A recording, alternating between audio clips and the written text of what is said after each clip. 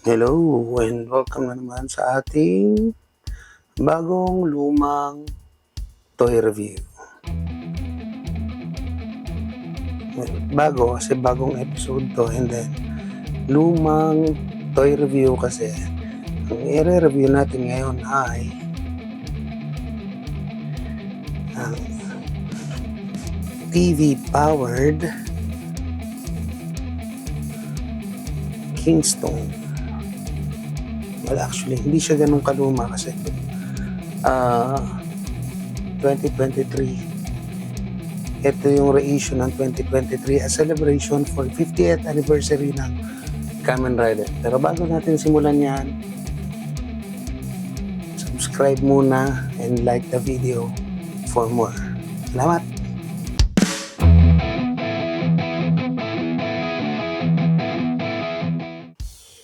And ayan, Kamen Rider Black ay in-air sa Japan noong October 1987, October 4, kung di ako nagkakamali, hanggang 1988. Pero pinalabas siya dito sa Pilipinas, I think 1991 sa IBC 13. So ayun, since 1987 siya nilabas. Siyempre, di pa ako pinapanganak noon. Hindi pa nga yata ako nakukonceive noon. So, basically, di pa ako tanda talaga kung isipin mo. Anyway, sa mga tito dyan, si Kamen Rider Black ay ginanapan ni Tetsuo Kurata. And ngayon, nung after nung ToyCon 2025, I think nagbukas si Tetsuo Kurata na steakhouse dito ni Steakhouse Kurata somewhere sa Parañaque. Anyway, tingnan na natin itong box. Yan siya.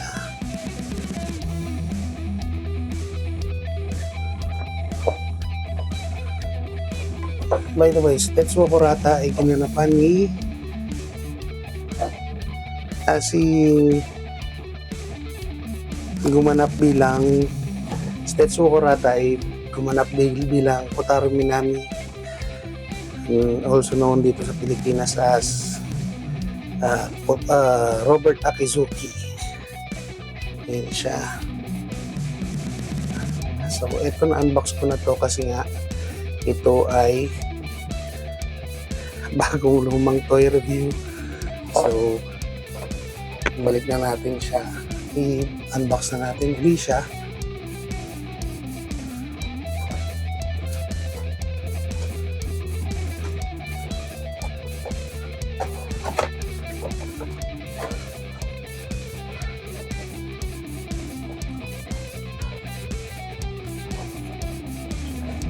Oops.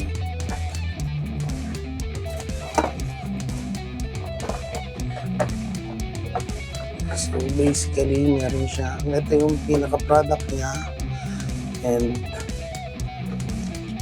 meron siyang extension kung gusto mo siyang isuot. Yan. And manual. And then powered siya ng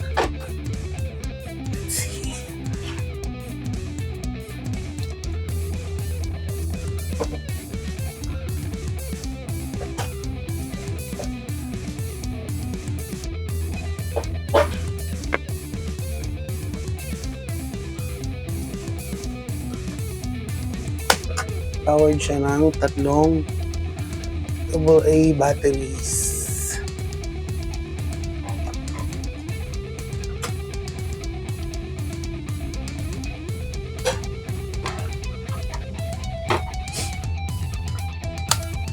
So, yan.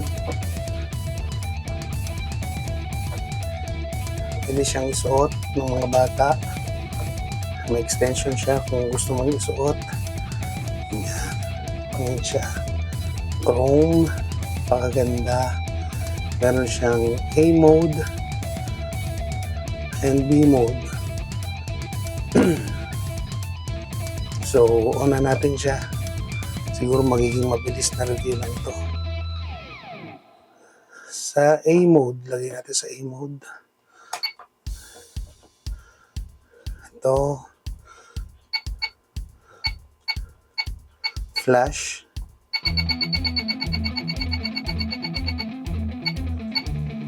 Kung gusto mo ang action mode, Henshin. Gamitan yung action mode.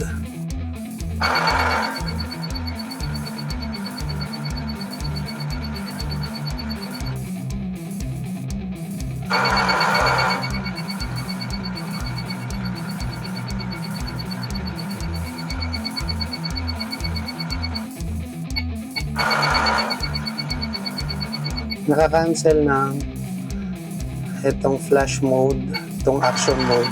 No, naka-action mode ka, gusto mo i-cancel.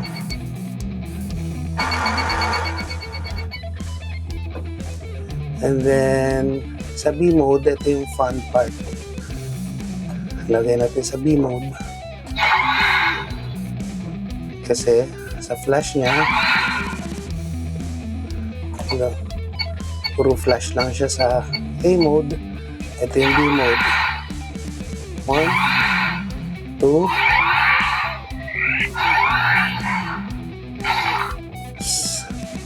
sa flash mode, una, jump mode, and then pangalawa, rider punch,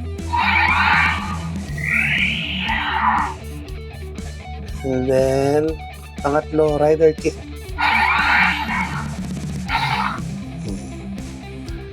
And then sa action mode, Henshin.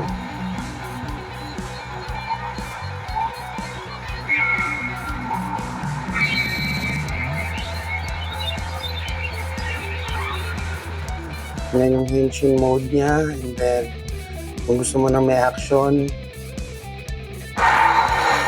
same lang din yun pala. Sa pangalawang pundot, same lang. Henshin pa rin.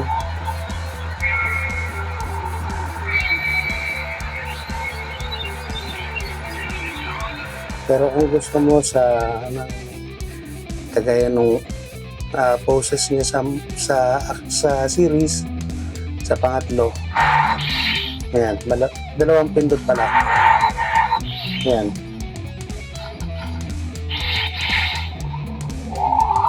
Henshin.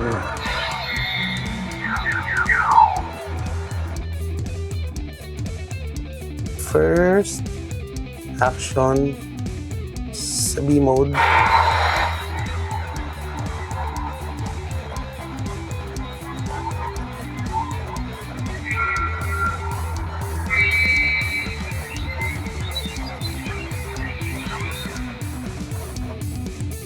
and second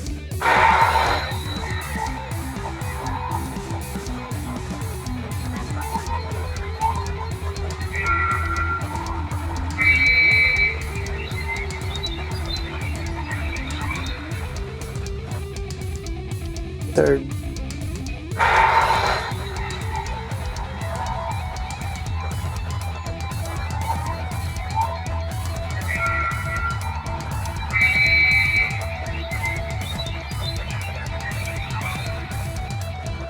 and fourth.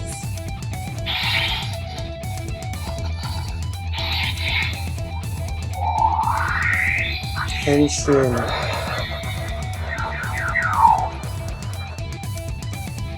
Ito pa ang fun part sa B mode. Hold natin tong ang tawag dito, TV power.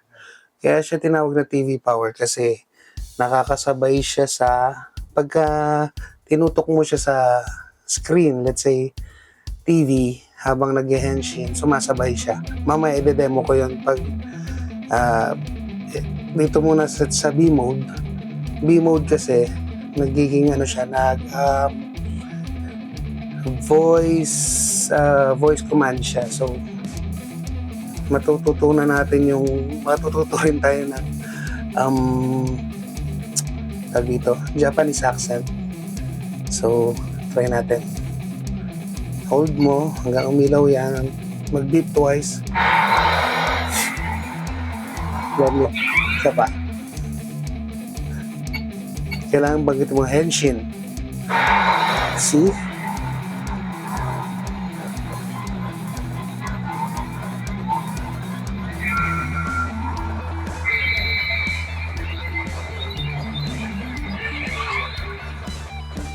Pero hindi pwede yung kagaya ng sa movie na henshin.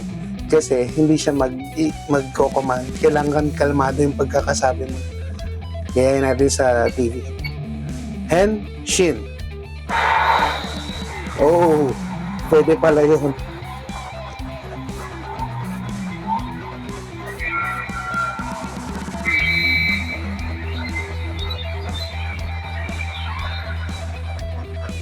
Try natin yung kagaya nung gap na henshin.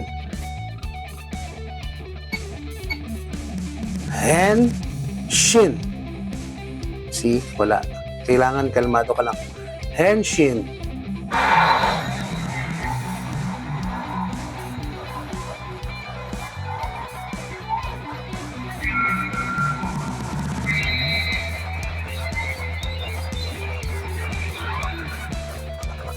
Next is Rider Punch. Rider Punch. See, Japanese accent. Kasi pagka English, weird. Hindi siya susunod. Rider Punch. See? Japanese. Rider Punch.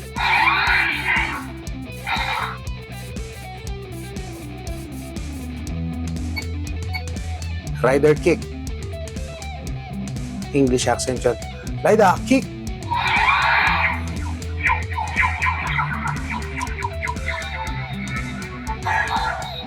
Mapapractice ang Japanese accent mo dito. Rider Kick.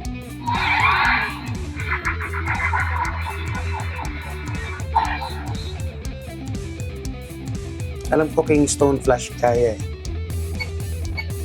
Kingston Flash. Kingston Flash.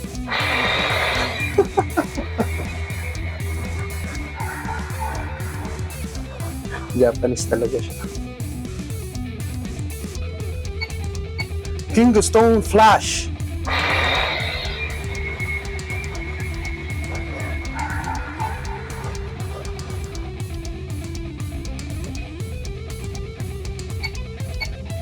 Battle Hopper.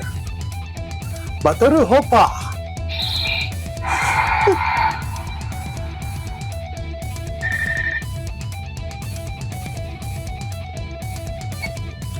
Battle Hopper.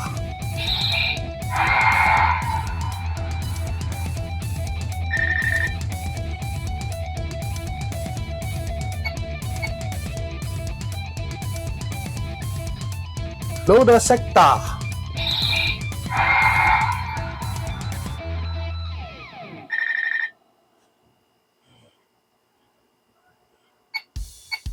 Road Sector.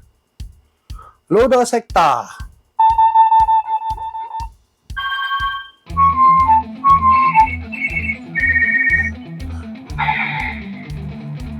Then there's Road Sector. And then ngayon, susubukan na natin yung kanyang TV power sa harap ng screen. So, we'll see. Pero before that,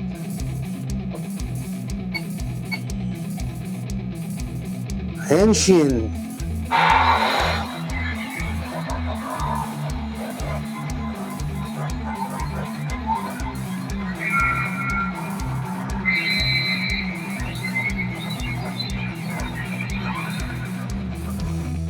Yeah, welcome back.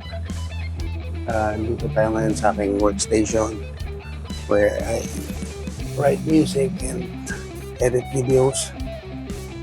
I-demo ko yung TV power mode niya sa A mode, sa different modes, Lalagay ko siya ngayon sa A mode. You see, hopefully you can see this. A mode. Kung kanina meron tayong voice activation, ito yung TV power niya. So, siguro i-mute ko na lang mamaya yung video. Activate natin ulit. Yan. And then,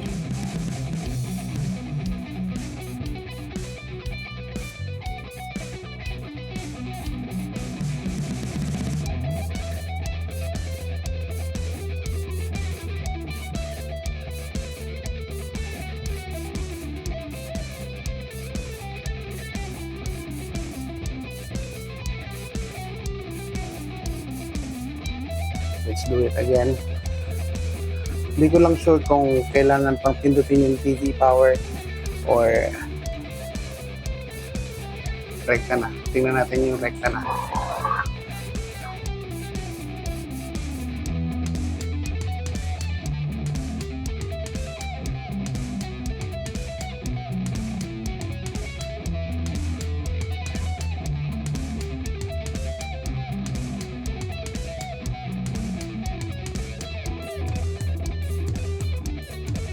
So, yun, kailangan talaga nating i-ano siya, TV power. Ito, mode A ulit, TV power. Hold it. Gaya nung voice command natin kanina. And then,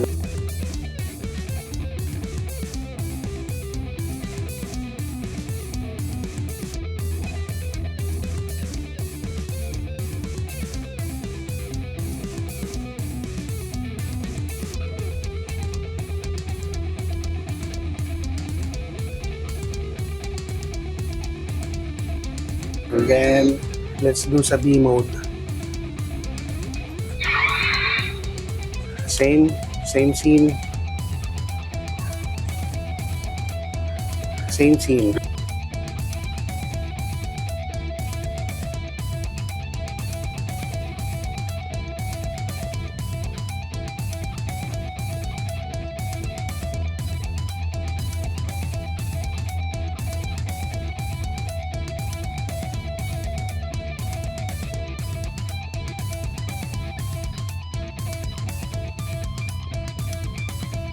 Again, let's do it again. TV mode. Tip, tip.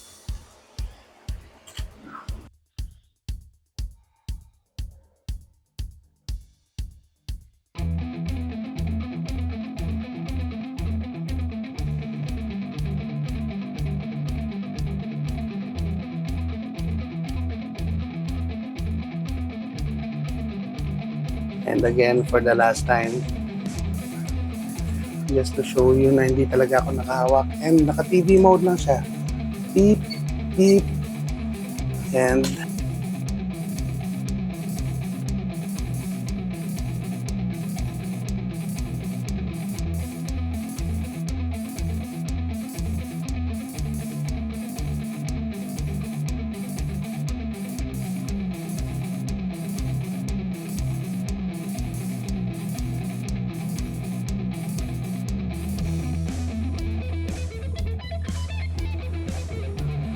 so yeah, that's I guess pretty much it for this review. And sana follow me. And then meron din akong page sa Facebook. And yun. Next scene natin siguro ilalatag ko lahat ng figures na available dito sa bahay na meron ako. And then comment nyo na lang sa baba kung anong gusto niyo yung next nating video. So that's it. Rock and roll. So ayun, if ever meron kayong gustong ma-review, ito bibigyan ko kayo ng quick scan sa mga figures na pwede nating i-review. Comment nyo na lang dyan sa baba.